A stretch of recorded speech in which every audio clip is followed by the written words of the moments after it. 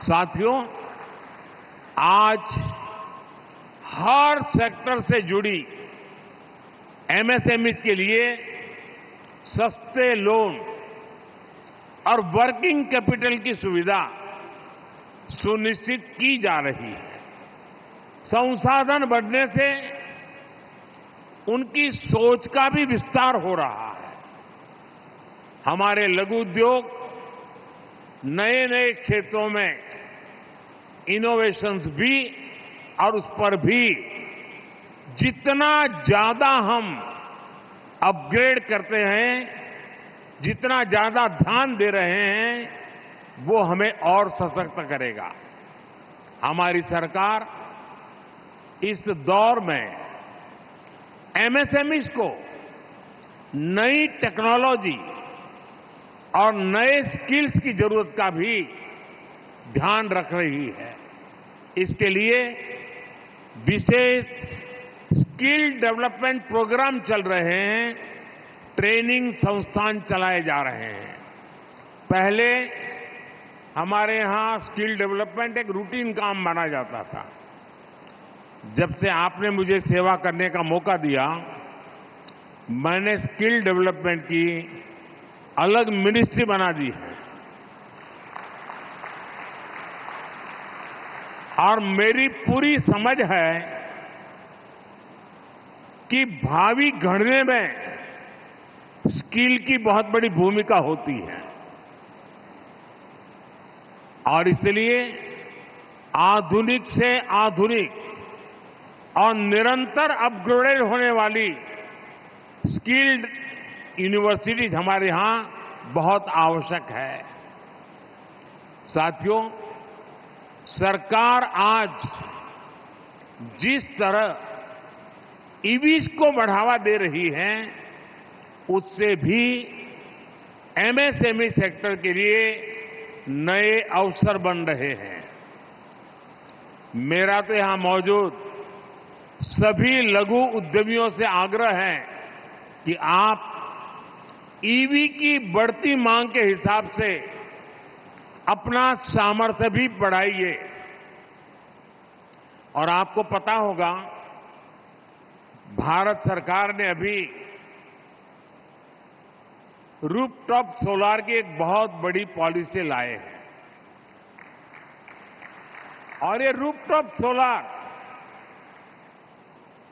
बहुत बड़ी मात्रा में हर परिवार को आर्थिक मदद, 300 यूनिट तक बिजली मुफ्त और अतिरिक्त बिजली खरीदना, ऐसा एक पैकेज है। और शुरू में 1 करोड़ घर उसके लिए हमने लक्ष्य निर्धारित किया है और हमारी कल्पना है कि इसके कारण जो ई व्हीकल्स हैं, उनका चार्जिंग स्टेशन उसके अपने घर में ही बन जाएगा, रूफटॉप सोलार से ही चलेगा, यानी उसका ट्रांसपोर्टेशन कॉस्ट 0 होने वाला है और ये आप लोगों के लिए बहुत बड़ा अवसर लेके आ रहा है। साथियों, सरकार ने ऑटो और ऑटो कंपोनेंट्स के लिए करीब 26,000 करोड़ रुपए की पीएलआई स्कीम बनाई है। ये स्कीम मैन्युफैक्चरिंग के साथ साथ हाइड्रोजन व्हीकल्स को भी बढ़ावा दे रही है। इसकी मदद से हमने 100 से ज्यादा एडवांस ऑटोमेटिव टेक्नोलॉजीज को भी बढ़ावा दिया है। जब देश में नई टेक्नोलॉजीज आएगी तो नई टेक्नोलॉजी से जुड़ा ग्लोबल इन्वेस्टमेंट भी आने वाला है। ये भी हमारी एमएसएमईज के लिए एक बहुत बड़ा अवसर है। इसलिए ये सही समय है कि हमारी एमएसएमईज क्षमताओं का विस्तार करें, नए क्षेत्रों में काम करना शुरू करें। साथियों, जहां संभावनाएं होती हैं, वहां चुनौतियां भी होती है।